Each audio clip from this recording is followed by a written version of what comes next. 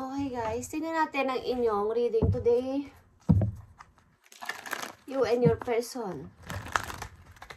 Ang emotion ninyo sa bawat isa guys. Libra, para to sa'yo. Today, you and your person. Kung kayo ay may person, may tao kayong minamahal sa inyong heart.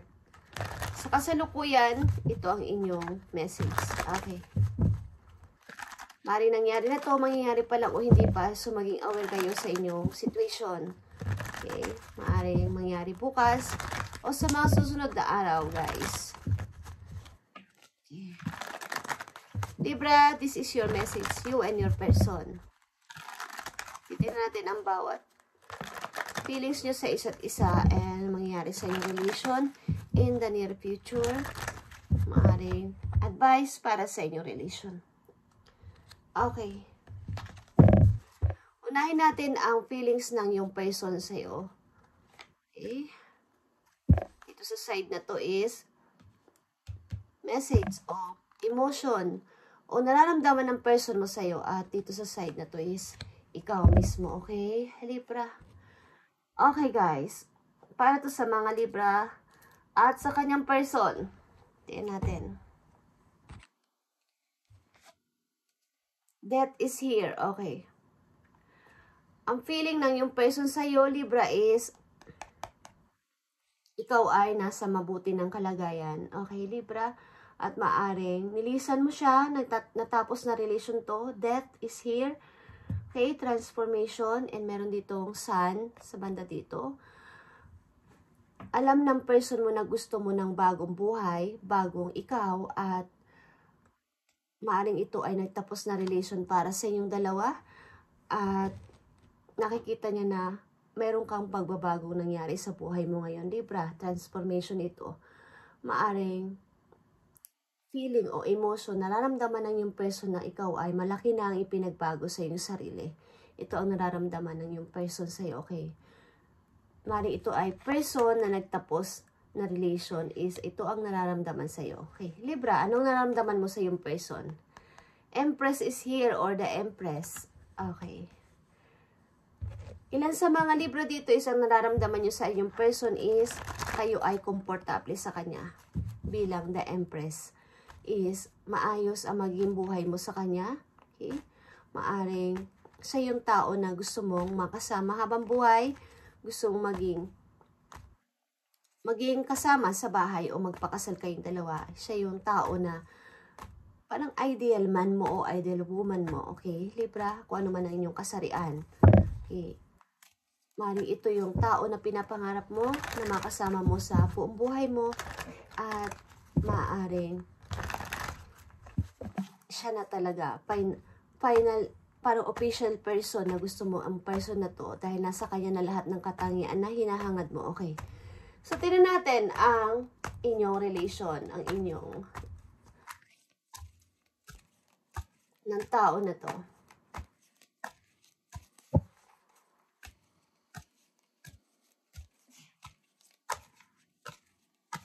Ito ay nagtapos sa relation, you and your person, Libra.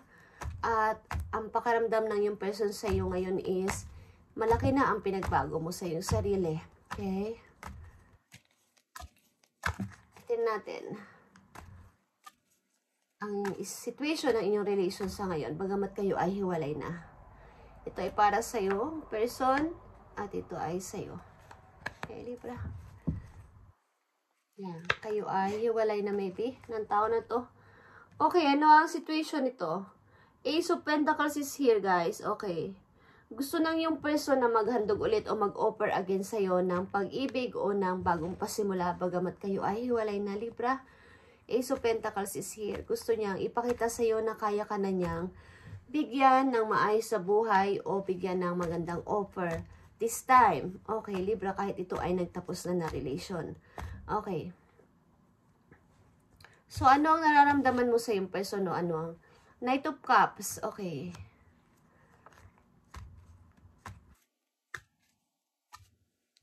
Plano ng yung person din na maghingi sa'yo ng sorry. Maybe, Libra, gusto ng yung person na humingi sa'yo ng sorry. Okay.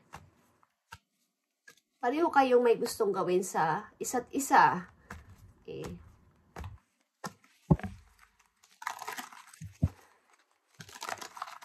Tingnan natin ang mangyayari sa inyong relation, Libra. Maring ito ay nagtapos na relation, but the death is nagtapos na relation at ito din ay rebirth, guys. Okay, rebirth. 13. Uy. Nakita nyo to, guys? Feeling regret ang tao na to, Libra. Okay? Feeling regret or vice versa. Tingnan natin. Uy. Ano ba? Libra. Okay, Libra.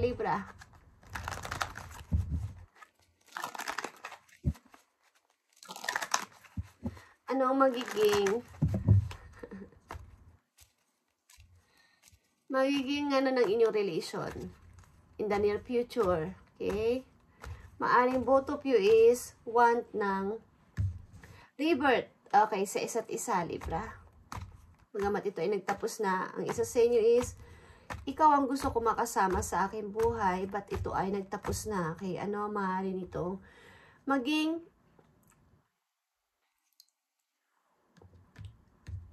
situation nyo sa near future o sa mga susunod na buwan o sa mga susunod na taon. Okay. Ace of Wands. Okay, guys. Maaaring gusto nyo ulit baguhin o gusto nyo ulit itama ang lahat. Gusto nyo ulit itong simulan at maging maayos ulit ang inyong relation sapagkat ito ay nagsimula naman sa maganda. Okay.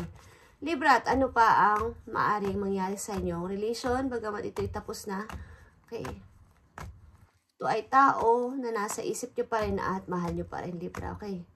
Tingnan natin. Okay, guys. 8 of Cups. Pagtatapos ito ng relation talaga, pero mahal nyo pa ang isa't isa at naghihintay ang isa sa inyo dito na magkaroon pa to ng linaw at makapag-usap kayo ng maayos. Okay. You and your person, Libra.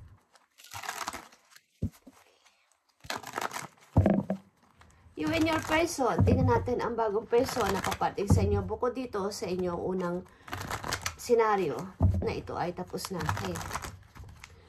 Kayo ay nagmamahalan pa rin ng person na to at want ng isa sa inyo o ng both of you na mag-start again at mag-offer again sa isa't isa ng mga nasimulan nyo dati na naudlot. Okay. Maaaring isa sa inyo dito is lumisan sapagkat may gusto pa kayong patunayan sa inyong sarili na gusto nyo munang magkaroon ng parang ito pa rin yung ilan ninyong pangarap kesa nandito lang kayo sa relasyon. Okay. Tingnan natin ang bagong person na papating sa mga Libra. Bagong person na papating sa mga Libra maliban dito sa kanilang unang senaryo ng pag-ibig. You and your person. Okay. Bagong person na papating sa inyo, guys. Tingnan natin. Bagong person ng mga Libra. Sa katauhan ba ito ng, o sa energy ng Capricorn. Okay. Libra, bagong person na papating sa inyo, I need message.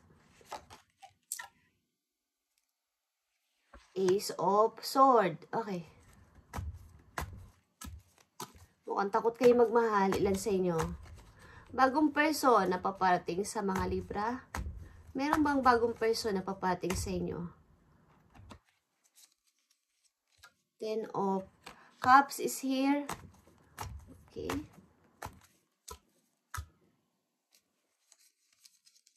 Seven of Wands. Okay.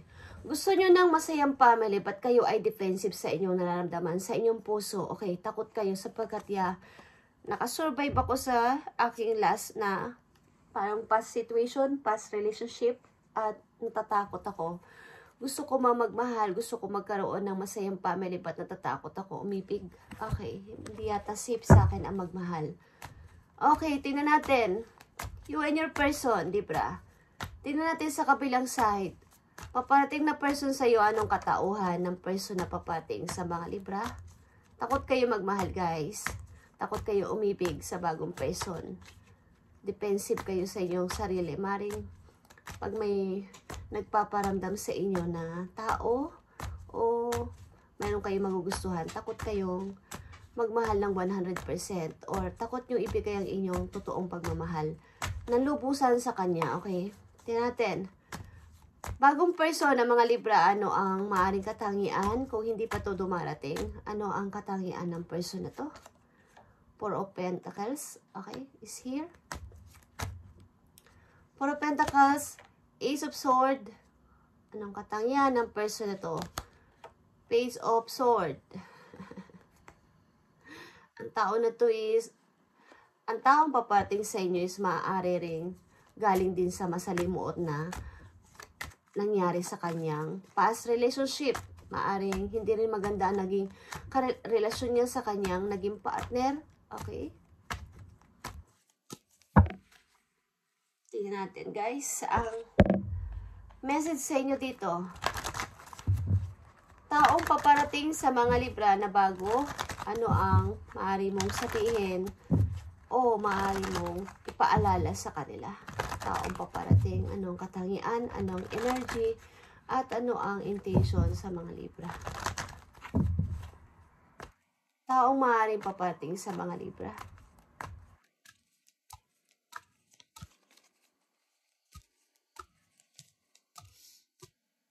Tingnan natin. Five of Swords, okay. Knight of Pentacles. Injustice. Okay, ang tao na to is galing din sa masalimuot na pangyayari sa buhay niya at naghihintay ito ng pag-ibig at nasa healing process ang person na to. Okay. At wala rin to masyadong, maaring wala din itong gaano maipagmamalaki pa sa taong iibigin niya. Okay, maaring galing din to sa pagkabigo at mahirap sa buhay. Mahirap na kinalagyan ng pag-ibig. Okay. Okay, guys. Ang taong papating sa inyo is maaaring nasa healing process din at galing din sa kabiguan. Galing din sa kabiguan ng pag-ibig ang tao na to. Okay. Tingnan natin ang nasa puso ng mga Libra sa ngayon kung kayo ay hiwalay na sa inyong karelasyon dito sa unang senaryo. Ano ang nasa isip nyo? Anong nasa puso nyo this time, Libra? Anong inyong balak? Ano ang inyong plano? Okay. Kayo ay takot magmahal, Libra. Takot kayo magtiwala sapagkat nakasurvive kayo sa kumbaga, nasa healing process kayo, okay? Same kayo ng tao na to na bagong papating sa inyo. Okay, ano nasa King of Swords. Okay, guys. May pagka-cold heart ang ilan sa inyo, guys, at defensive talaga kayo sa inyong sarili. Takot kayo magmahal at magtiwala. Okay, parang ayaw nyo munang umibig at nag-iisip-isip kayo kung dapat pa talaga akong magmahal ulit. Okay, or isipin ko muna ang sarili ko this time. Tingnan natin ang message po yung Libra. Sa inyong situation. Okay. Sa inyong past relationship dito is maaring both of you is nag-iisipan pa sa isa't isa at balak nyo na maghandog ulit ng bagong pag-ibig ng offer sa tao na inyong minahal sapagkat may pag-ibig pa dito, guys. Pagamat may kanya-kanya na kayong landas is maaring mahal mo pa rin ang tao na to, Libra, at gusto mong ulit mag-offer sa kanya, mag-revert. Okay. Natin ang message for you, Libra, dito sa situation ninyo sa inyong reading today. Authorities here. Okay.